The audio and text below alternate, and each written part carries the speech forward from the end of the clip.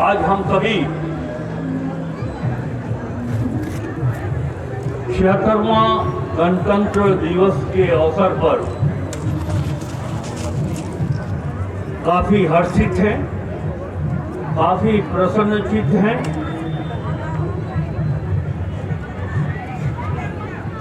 पलामू के साथ साथ संपूर्ण राज्य और देश इस राष्ट्रीय पर्व को काफी हर्ष के साथ मना रहा है। आज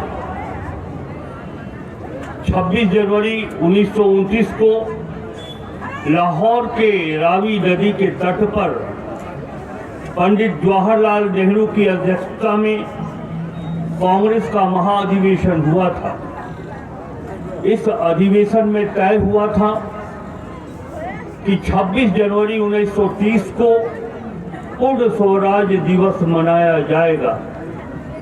26 जनवरी 1930 को कांग्रेस ने पूर्ण स्वराज पारित किया था, इसलिए वर्ष 1950 को 26 जनवरी का हमारा संविधान देश ने आत्मसात किया था। आज हम अपने राष्ट्रीय रहनुमाओं के प्रति नमन देते हैं, उन्हें प्रणाम करते हैं और इसके साथ ही साथ हम 76वां गणतंत्र दिवस के अवसर पर राजा मेदिनी राय जी को भी याद करना चाहते, जिनका प्रभाव साम्राज्य का विस्तार उन्होंने अपने नीति पर चलकर गया, हजारीबाग और सरगुजा तक उन्होंने विस्तार किया था और यह उन्हीं की सोच थी कि राजा मेदिनी राय के राज्य में पलामू का हर एक घर, हर एक परिवार सुखी समृद्धशाली हो। 76वां गणतंत्र दिवस के अवसर पर आज हम उन्हें भी नमन करते, हम याद करना चाहते हैं स्वर्गीय यदुवंश सहाय एवं स्वर्गीय अमिया घोष जी, जिन्होंने पहले अंग्रेजों के खिलाफ स्वाधीनता की लड़ाई लड़ी और फिर संविधान सभा के सदस्य के रूप में संविधान निर्माण में महत्वपूर्ण भूमिका का निर्वहन किया। इस अवसर पर हम आप दोनों महान मनीषियों को नमन करते। इस अवसर पर हम पलामू के अन्य महान विभूतियों के साथ साथ स्वर्गीय पूरनचंद जी, स्वर्गीय जीतूराम जी के प्रति भी नमन करते। जैसा कि हम जानते हैं कि राष्ट्रीय एकता और अखंडता के लिए देश की प्रधानमंत्री इंदिरा जी ने अपनी जान की आहुति दी। इस अवसर पर हम उन्हें भी अपना हार्दिक नमन देते, प्रणाम करते। मुझे खुशी है कि इस अवसर पर हम अपने पलामू के अभिभावकों के, नौजवान भाइयों, माताओं और बहनों के बीच उपस्थित है। ये अवसर मुझे मिला है कि 76वें गणतंत्र दिवस के अवसर पर हम सरकार की बात, अपनी बात और आप सबों की बातों को आपके बीच रखें। सभी जानते हैं कि पलामू सूखा प्रभावित, कैसे हम अपने किसानों की आर्थिक स्थिति को सुदृढ़ करें, ये राज्य सरकार की जिम्मेवारी है और एक सोच भी है। हमारी सरकार श्री हेमंत सोरेन जी के नेतृत्व में सदैव ये प्रयासरत है कि पलामू जैसे सूखा प्रभावित जिलों कि किसानों की सामाजिक आर्थिक स्थिति को कैसे मजबूत किया जाए। हमारी सरकार जानती है कि राज्य की अर्थव्यवस्था ग्रामीण अर्थव्यवस्था को मजबूत किए संभव नहीं हो सकता। इसीलिए श्री हेमंत सोरेन की नेतृत्व वाली सरकार पलामू जिले के ग्रामीण अर्थव्यवस्था को मजबूत करने के दिशा में कई महत्वपूर्ण कदम उठा रही है। हमारी सोच बनती है कि जब तक पलामू के 70 से 80% ग्रामीण क्षेत्र जहां के किसान कृषि पर निर्भर करते हैं, जब तक हम उनकी आर्थिक व्यवस्था को मजबूत नहीं करें, पलामू समृद्धशाली नहीं हो सकता है। इसीलिए सोच ये बनती है कि हम ग्रामीण क्षेत्रों में मत्स्य पालन, दूध के उत्पादन और बकरी पालन, पशुपालन जैसे योजनाओं को लागू कर हम नौजवानों को, माताओं को, बहनों को आर्थिक रूप से समृद्धशाली बना सके। ये हम सबों का प्रयास है। राज्य सरकार निरंतर इस दिशा में आगे बढ़ रही है। सबसे बड़ी बात आपने देखा योजनाएं हैं जिसके माध्यम से हम अपनी बेटियों, हम अपने बेटों को आगे बढ़ने की दिशा में वो योजनाएं क्रियान्वित हम सब कर रहे हैं। लेकिन अभी भी बहुत कुछ करना बाकी है, अभी भी बहुत कुछ करना शेष है। हम जानते हैं कि पलामू विभिन्न विषयों में, विभिन्न मामलों में अभी भी बहुत पीछे।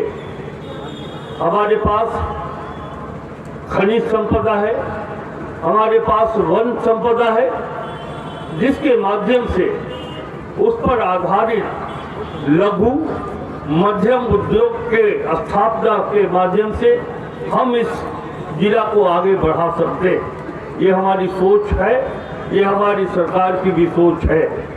मैंने देखा 2 दिन पहले मैं मलाई डैम गया था। मैंने देखा कि पर्यटन के दिशा में उपायुक्त पलामू, नगर आयुक्त पलामू के नेतृत्व में उसे उसके सौंदर्यीकरण के लिए महत्वपूर्ण कदम उठाए गए। मैं चाहता हूं कि पलामू, लातेहार और गढ़वा ये तीनों जिला मिलाकर हमारे प्रमंडल में काफी संभावनाएं हैं पर्यटन की, और आने वाले दिनों में हमारी सरकार की कोशिश होगी कि पलामू प्रमंडल पर्यटन का हब बने। हम एक सर्किट बनाना चाहते हैं, बेतला से लेकर महुआ डाल और नेतरहाट तक हम उसे इस तरह से व्यवस्थित करना चाहते हैं, हमारी सरकार करना चाहती है, ताकि पर्यटन यहाँ उसको बढ़ावा मिले और उस पर्यटन के माध्यम से हमारे राजस्व में भी वृद्धि की प्रबल संभावनाएं हैं। मैं 76वें गणतंत्र दिवस के अवसर पर मैं पलामू प्रमंडल वासियों को ये भरोसा दिलाना चाहता हूँ, आप तेज की जाएं। हम आमंत्रित भी करना चाहते हैं। आप देखेंगे कि किस तरह परिवर्तन वहाँ दिखाई पड़ा है। रिट्रीट वहाँ पे जो बिल्डिंग्स बने हैं वो देखने योग्य।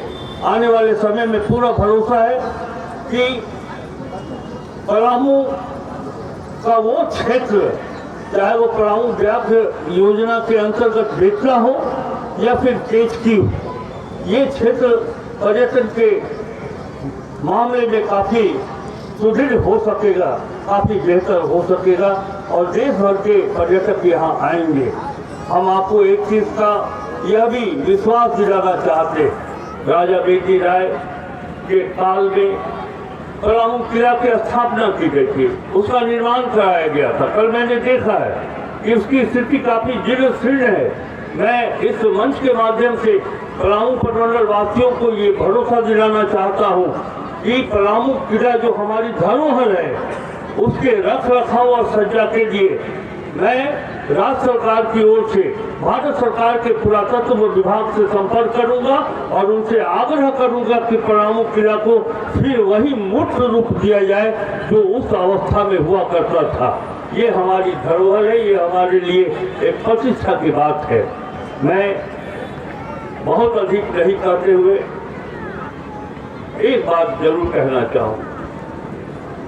रविंद्रनाथ टैगोर जी की राष्ट्रीय गान की 2 पंक्ति, इसमें भारतीय सामाजिक, प्रशासनिक और राजनीतिक व्यवस्था छिपी हुई है। जन गण मन अधिनायक जय है भारत भाग्य विधाता, इन 2 पंक्तियों में भारत की, आजाद भारत की संपूर्ण व्यवस्था इसमें समाहित है। जन गण मन अर्थात देश की एकता, देश की अखंडता हमारी जनता के बीच स्थापित। ये हिंदुस्तान की जनता, पलामू की जनता इसी जनगण मन के परिचायक, आप अधिनायक हैं इस सत्ता के। जो सत्ता व्यवस्था आजादी के हमारे रहनुमाओं ने स्थापित किया है, ये आप ही हैं जो इसके नायक हैं, अधिनायक हैं, चरित्र हैं। ये सारी व्यवस्था आपके माध्यम से हम सबों को प्राप्त होता है, चाहे वो न्यायपालिका हो या कार्यपालिका हो या विधायिका हो, हम सभी आपके लिए समर्पित। हेमंत सोरेन की सरकार इस मामले में काफी गंभीर है कि हमारे राज्य की जनता को जो मिलना चाहिए वो अक्षरशः आप तक पहुंचे।